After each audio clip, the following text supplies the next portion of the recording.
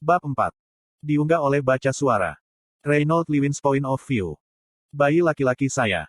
Saya sangat senang kami memiliki seorang putra. Saya bertanya-tanya kapan bayi dapat memulai pelatihan. Kapan saya memulai pelatihan lagi? Sobat, aku tidak sabar untuk mengajari bayi laki-lakiku semua tentang sihir. Saya harap dia ternyata menjadi augmenter seperti Pop selamanya. Saya mungkin tahu dasar-dasar sulap, tetapi saya tidak bisa melakukan apapun yang praktis dengannya kecuali menggunakannya sebagai bentuk latihan mental. Alice, di sisi lain, adalah salah satu orang paling berbakat yang pernah saya lihat.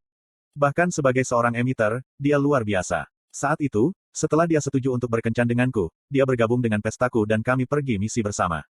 Kekuatan restoratifnya luar biasa dalam dirinya sendiri, tetapi yang paling mengejutkanku adalah ketika dia menggunakan mantra efek, yang menyembuhkan semua sekutu di dalamnya. Bicara tentang salah satu dari jenis. Dan aku suaminya. Hehe, aku masih tidak bosan mengatakan itu. Kembali di masa lalu yang indah sebelum kami harus menetap, kami akan pergi ke bis Glades dan berburu untuk makhluk buas mana.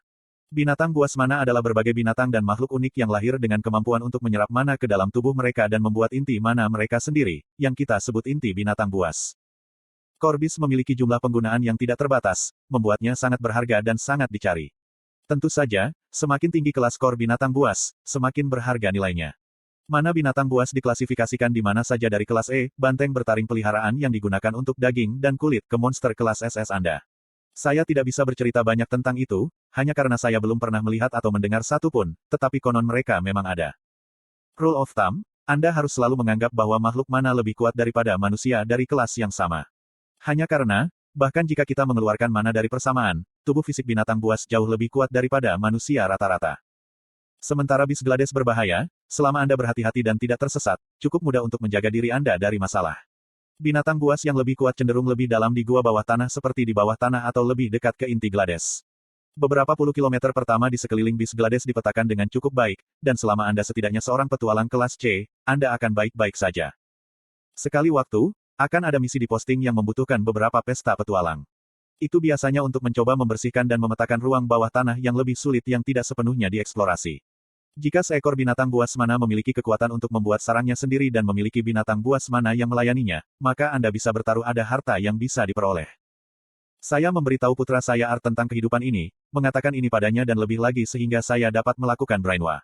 Maksud saya, mendorongnya untuk setidaknya mendapatkan beberapa pengalaman sebagai seorang petualang ketika dia semakin tua. Saya tidak tahu apa yang akan saya lakukan jika Art kecil tidak pernah terbangun. Ya Tuhan, tidak masalah berapa lama, selama dia bisa melatih untuk menjadi penyihir apapun, aku akan menjadi ayah yang bangga dan bahagia.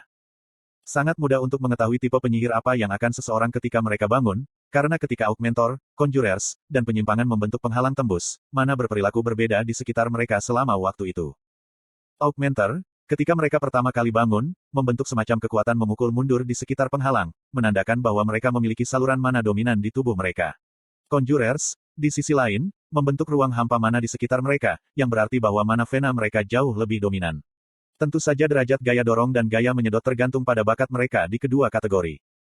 Aku tidak bermaksud untuk menyombongkan diri, tetapi ketika aku pertama kali terbangun, pada usia 12 tahun, ngomong-ngomong, aku sedang tidur dan kekuatan mendorong membuatku melayang selama beberapa menit. Cukup kekuatan untuk mengangkat tubuh manusia. Kalau bukan karena waktu itu, saya yakin kita tidak akan pernah secepat ini. Iklan. Bagaimanapun, begitu dia bangun, aku akan melatihnya. Jika dia akhirnya menjadi tukang sulap, kurasa aku bisa memberinya tutor dari kota utama karena Alice dan aku tidak cukup mahir untuk mengajarinya. Apakah yang saya katakan tetapi? Asterisk boom. Saat ini, 3/4 rumah hilang. Apa yang terjadi? Untungnya, saya bersama Alice di halaman depan sebentar setelah makan malam, tetapi... Art kecil masih di rumah. Arthur. Wajah Alice kehabisan darah ketika aku melihatnya pucat, matanya membelalak tak percaya dan khawatir. Saya menyenggol istri saya sambil menutupinya dengan perisai sementara yang akan berlangsung selama beberapa menit. Aku bergegas menuju arah ledakan, melindungi tubuhku dengan lapisan mana di kulitku. Puing-puing itu terus-menerus dilemparkan ke arah saya ketika saya menjangkau lebih dalam ke sumber ledakan. Setelah berjuang melewati sisa-sisa rumah saya dan beberapa potong batu, saya melihatnya. Anak saya memiliki penghalang tembus cahaya yang jelas terlihat di sekelilingnya. Lebih baik lagi, rasa jijik dari kekuatannya yang terbangunlah yang menyebabkan ledakan ini. Dia mengambang di tengah kawah yang membersihkan 3/4 dari rumah kami, serta seluruh halaman belakang kami. Haha. Kakiku menyerah dan aku hanya berlutut sementara rahangku lepas. Anak saya hampir berusia 3 tahun ketika dia bangun. Hanya 3. Saya tidak tahu apakah harus tertawa atau menangis. Reynold, sayang. Aku balas menatap istriku dengan mulut masih ternganga karena kaget. Dia berhasil perlahan-lahan berjalan ke arahku setelah sisa ledakan selesai dan tidak ada lagi bahaya. Dia membuat setengah langkah ke arahku, menutupi wajahnya dengan lengan untuk melindungi apa yang dia bisa dari kekuatan dorong yang kuat masih keluar dari Art. Reynold, apa yang terjadi? Apa yang terjadi? Di mana Art? Masih tidak dapat menemukan kekuatan untuk berbicara, saya hanya menunjuk ke arah putra kami. Sambil bingung, dia melihat ke arah yang saya tunjuk dan yang bisa dia bisikkan hanyalah, ya ampun. Arthur Lewin's Point of View. Wow, saya merasa hebat. Merasa segar kembali pada terobosanku, aku memejamkan mata untuk merasakan inti mana yang baru terbentuk. Inti mana kecilku yang manis. Art, oh baby saya, apakah kamu baik-baik saja?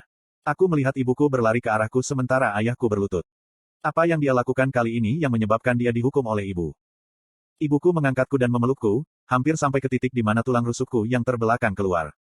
Aku berhasil menjerit, Bu, jangan menangis. Ada apa? Dia tidak menjawab saya dan terus menangis sambil menggendong saya. Ayah saya tiba di sebelahnya, menepuk punggungnya dan menepuk kepala saya juga, memberi saya senyum lemah. Setelah beberapa saat kebingungan, aku melepas kepalaku dari dada ibuku dan aku melihat sekeliling untuk melihat bahwa kami berdiri di tengah kawah raksasa, dengan sebagian besar rumah kami hilang. Apa-apaan ini? Siapa yang melakukan ini? Siapa yang memiliki keberanian untuk menghancurkan rumah seorang raja? Para pelaku akan menyesali hari ini. Saya akan memburu mereka siang dan malam dan tidak beristirahat sampai. Selamat, Art sayang. Kamu bangun, Champ. Petik 2 petik 2. Petik 2 petik 2. Aku melakukan ini.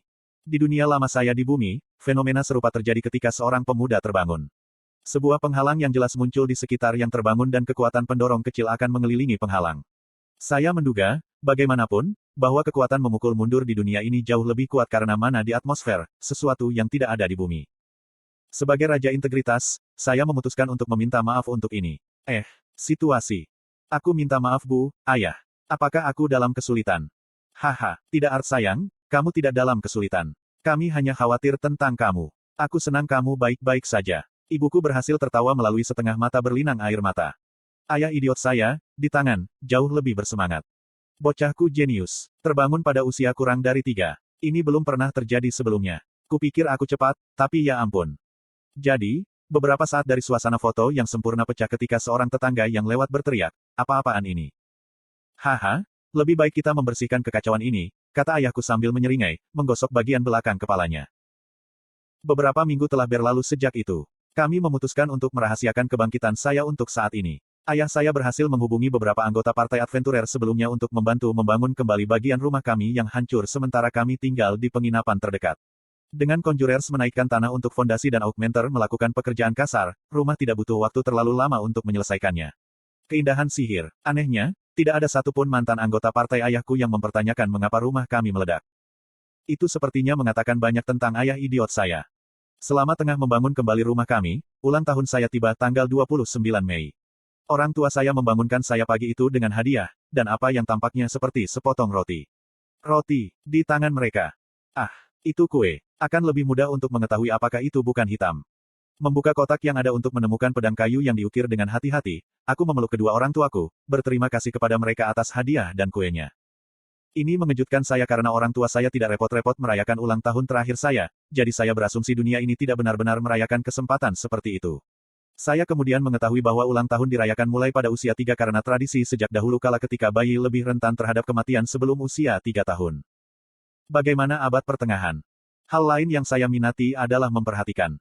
Melihat anak-anak, serta remaja yang bekerja di pertanian bersama keluarga mereka dan di bengkel sebagai pandai besi magang membuat saya sadar bahwa tidak ada bentuk wajib dari sistem pendidikan terstruktur. Segala jenis pendidikan dasar disediakan oleh keluarga mereka, hanya dasar-dasar seperti membaca dan menulis. Segera setelah saya berusia 3 tahun, ibu saya mulai memberi saya pelajaran untuk waktu yang ditentukan, mengajari saya cara membaca dan menulis. Memainkan peran sebagai anak jenius, aku pura-pura belajar dengan cepat, membuatnya senang, sehingga aku bisa membaca buku yang lebih sulit di perpustakaan tanpa menimbulkan kecurigaan. Beberapa minggu terakhir ini berlalu dengan cepat. Setelah bangun, ayah saya mengajari saya dasar-dasar manipulasi mana dan bagaimana memulai pelatihan di dalamnya sebaik yang dia bisa.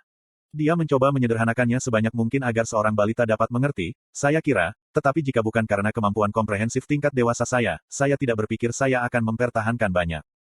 Dasar-dasarnya adalah sebagai berikut. Cara mudah untuk mengetahui mengukur kekuatan Anda terletak pada warna inti mana Anda. Mulai dari, mana inti akan menjadi hitam, Karena darah tubuh dan kotoran lainnya bercampur dengan partikel mana ketika mereka terbentuk menjadi inti mana. Saat mana di dalam tubuh seseorang menjadi lebih murni dan kotoran disaring dari waktu ke waktu, itu akan berubah menjadi warna merah gelap.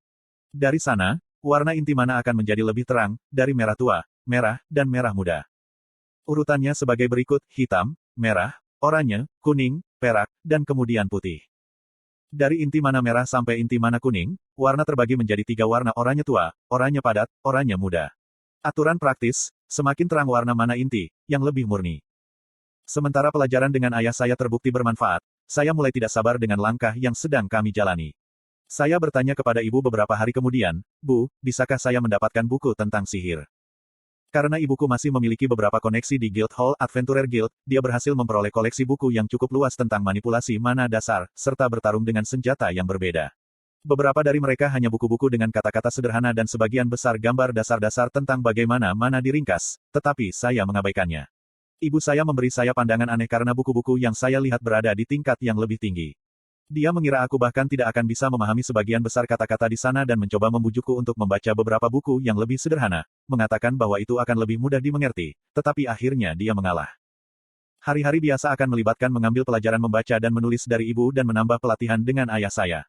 Setelah dia membahas teori dasar dan penerapan augmenting, kami memulai pelatihan fisik. Melihat betapa tubuh saya terlalu kecil untuk memulai perdebatan, kami memilih lari, dan latihan tubuh. Saya pikir melihat tubuh saya yang berusia 3 tahun mencoba melakukan push-up akan menjadi hal yang paling lucu, tetapi ayah saya melakukan pekerjaan yang baik dengan menahan tawa. Ketika saya tidak mengambil salah satu dari pelajaran ini, saya biasanya tetap terkurung di perpustakaan yang baru ditingkatkan, membaca dan bermeditasi untuk lebih menyingkat dan memurnikan inti mana saya. Ketika tahun berlalu tanpa banyak terjadi di luar jadwal saya yang khas, ayah saya berbicara ketika kami makan malam pada suatu malam. "Sayang, kurasa sudah saatnya kita mendapatkan Art sebagai mentor yang tepat.